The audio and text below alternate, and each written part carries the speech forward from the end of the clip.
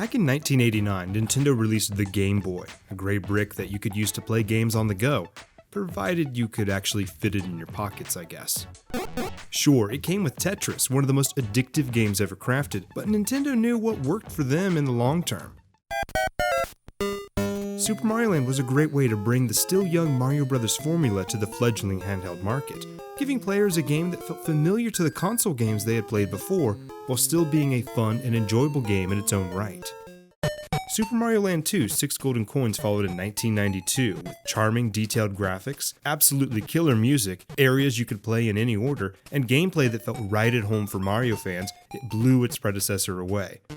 Out of both games, Super Mario Land 2 is the definitive Mario experience on the Game Boy. It's a fantastic title, sure, but I think Super Mario Land 2's most important contribution was the introduction of a new villain to tango with Mario, and one who wasn't a turtle, frog, or alien either.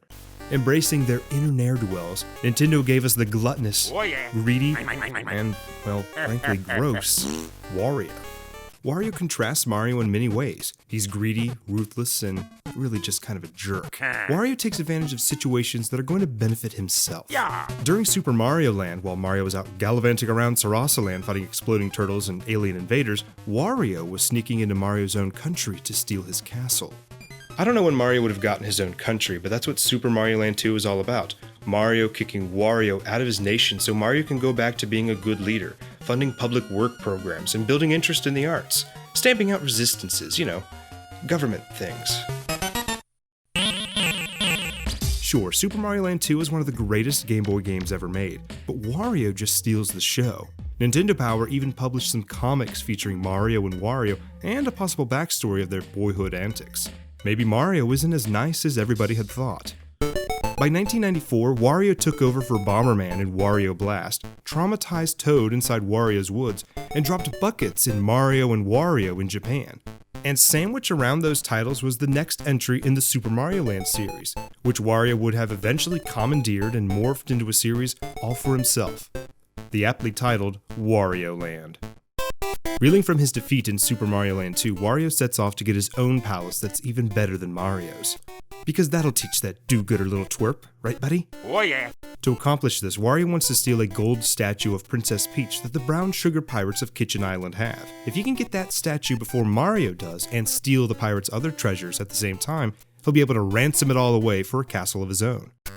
And that's the goal of Wario Land. Get the money, get the castle. Nintendo would take the greed of our foul friend and craft many more fun games with Wario. But in this, the original Wario Land, the player gets a rare opportunity, especially for the time, to be a little self-serving, a little greedy. You're not here to save a princess or a kingdom or really do anything noble at all.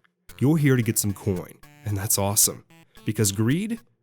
Well, greed is good. You're getting very greedy. You are me, Wario. You're very handsome. The differences with the previous Super Mario Land games is apparent as soon as you begin playing. Wario is big and lumbering, so there's a really noticeable amount of weight and power the player can feel when controlling him. Wario feels strong, even just standing still. Some enemies just bounce right off his stomach, and Wario just stands there, amused. Wario's power really becomes apparent when you use his shoulder tackle attack. From destroying blocks to sending enemies flying, Wario's standard attack makes you step back and realize that he's just not one to mess with. And forget about that whole jumping on enemies thing that Mario does. Doing that in Wario Land just stuns the foe. But that's when Wario has a prime opportunity to pick up and throw his enemies, smash them into walls, or take out goons from long range. Or he could just tackle them when they lie helpless on the ground. Wario may be ruthless, but he's a man with plenty of options for his violence. Like this one, which is actually pretty useful. If an enemy is out of range, Wario can take some of his ill-gotten spare change to clobber those in his way with. Just gotta wipe the blood off when you pick the money back up. That's just ruthless. Wario's adventure for capital gains begins on one section of the Pirate's Island, and as he progresses, different locales open up. While Wario Land doesn't allow you to play the game's areas in any order you like as you could in Super Mario Land 2, there are some levels with additional exits that lead to other secrets and hidden levels. And if you want to ransack a level again, you can replay any level after you complete it. Graphically, Wario Land's large sprites help add some great detail and personality to everything on screen, from Wario's menacing grin to the goofy look of some of the enemies.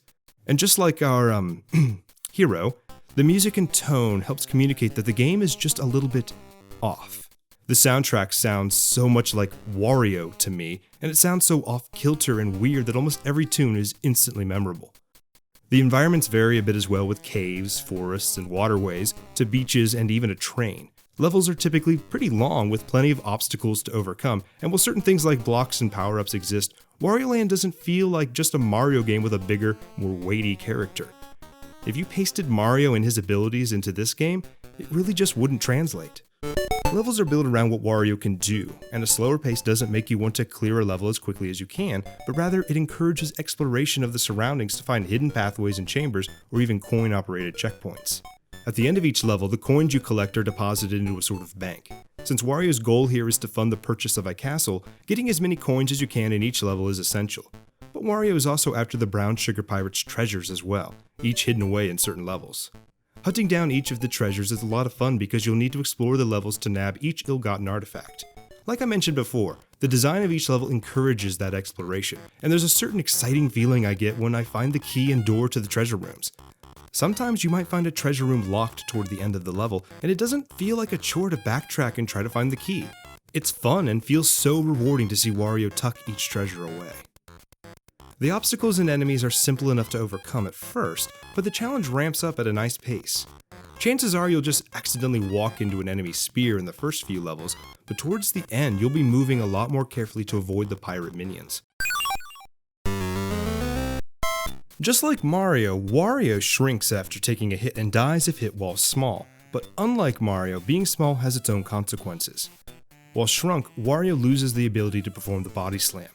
He can still pick up enemies and the like, but your weakened state means you'll need to exercise a certain level of caution.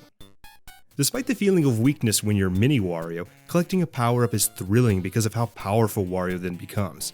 There's an array of different abilities in the form of the game's power-up pots. The Bull Cap is the most common upgrade, which allows Wario to perform a ground pound and attach himself to the ceiling, which is great for waiting for platforms to come by over a hazardous pitfall. It also makes the body slam more powerful on blocks and increases the range of the attack, which is a lot more useful than you'd think. The Dragon Cap removes the body slam, but instead spits a stream of fire that destroys blocks and most enemies instantly. You can just walk a little bit while spewing a short, intense burst of fire. Now, if that isn't better than a puny little fire flower, I really don't know what is. And finally, the Jet Cap grants Wario a short, speedy burst of flight when performing a body slam. Not only is this great for overcoming gaps and avoiding a gauntlet of enemies, but it gives Wario a little extra mobility in tight places, allowing him to move just a little bit more quickly. These caps will also aid in exploration and basic movement through the levels. Being able to smash blocks quicker or get help reaching weird areas to find treasure make the caps worth holding on to for as long as you can. And honestly, it's pretty hard to give up one cap in favor of another. The bosses of each area are pretty varied and decently challenging. Defeating them is satisfying as you can collect a lot of spoilers from each one. And not to mention, some of them are huge and expressive, which really stands out nicely on the Gameboy's small screen. When you finally find the leader of the Brown Sugar Pirates, Captain Syrup, and defeat her and her genie, Wario seems close to his goal of stealing the golden statue of Princess Peach, only for Mario to swoop in and snag it while Wario's distracted. That doesn't leave Wario empty-handed, however. Syrup's genie can grant Wario a wish if he has enough coin. Depending on how much cash and treasure you've collected throughout the game, the genie will grant Wario his new home, ranging from a small birdhouse all the way to a planet to call his own. As a kid, there was always a treasure or two I just couldn't seem to find, and I knew I wanted to get Wario the best castle possible. Knowing I could do better than simply a log cabin for our greedy protagonist added a lot of replay value to Wario Land, and since you can go back and replay any level, you don't need to start the game all the way over from the beginning, just to go back for a few treasures or secret levels you may have missed. Wario Land ended the Super Mario Land series, and while each game distinguished itself from previous installments, Wario Land, to me, takes the gold. With a character that's just looking out for himself, the game stands apart from the Nintendo norm. 20 years ago was the first time I played Wario Land, and you'd think I'd be bored sick of it by now, but that's really not the case. Wario Land is a game that I can go back to year after year and find myself right in that same state of mind that I was in as a child. Self-serving, yeah, sure, and just looking to have a little bit of fun with a video game. And Wario Land was that game. I could go back to this game every year for the rest of my life probably, and still find myself having a blast every single time. This wasn't Wario's only venture in a starring role, of course. To many, the Virtual Boy's best game is a version of Wario Land, featuring a whole new treasure hunting adventure for the greedy goon to embark on. if you can keep your vision long enough to enjoy it. Other sequels and spin-offs of the Wario Land games came as well, and Wario would wind up starring in a ton of different titles for years to come. Certainly more than Mario's own oft-forgotten sibling. All of Wario's greedy antics really started here, with the original Wario Land on Game Boy, and the handheld would be home to most of Wario's success over the years. While many would see the character as the lazy, gluttonous brute from the mini Mario sports or kart games, the games where Wario gets to shine in the limelight are a lot of fun, and they are among some of the best games Nintendo has ever produced. If you've never aided the wretched Wario in his quest for riches, you should indulge in your selfishness a bit. Because like I said before, greed is good.